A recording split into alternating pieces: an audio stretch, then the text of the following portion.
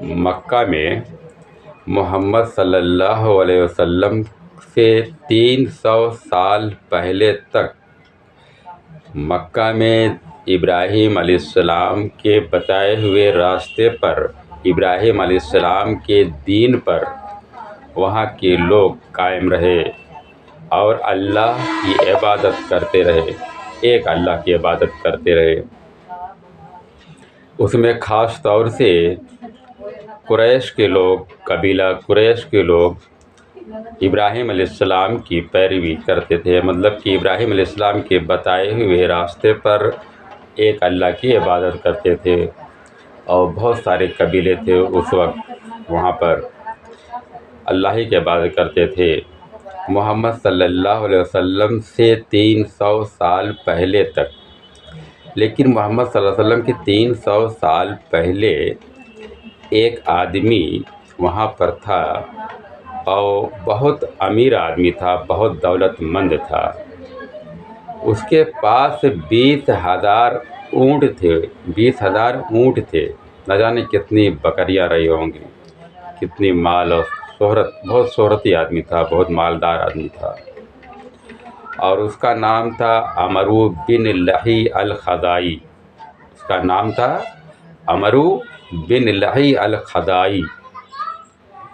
وہ ایک دفعہ شام گیا، ملک شام دمشق۔ وہاں پر جا کر دیکھا کہ وہاں کے لوگ بت کو پوجتے ہیں، بتوں کو پوجتے ہیں۔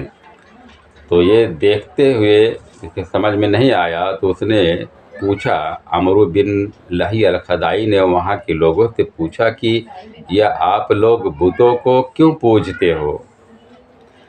شام کے لوگ اس کو بتانے لگے کہ یہ ہماری حاجت رواں ہیں، یہ ہم کو جنگ میں فتح دلاتے ہیں، یہ ہماری ضرورت کو پورا کرتے ہیں، یہ بت ہمارے لیے پانی برساتے ہیں، طرح طرح کا سب خاصیت بتایا۔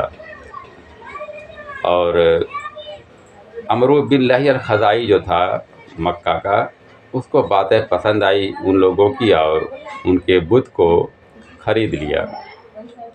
کچھ بتوں کو خرید کر لے آیا، مکہ لے آیا، اور مکہ لانے کے بعد خانہ کعبہ کے کچھ دور پر آس پاس رکھ دیا، اور خود پوجنے لگا، اس بتوں کو پوجنے لگا۔ اور دھیرے دھیرے مکہ کے بہت سارے لوگ جتنے ذات برادری کے تھے وہ بھی دھیرے دھیرے پوجنے لگے۔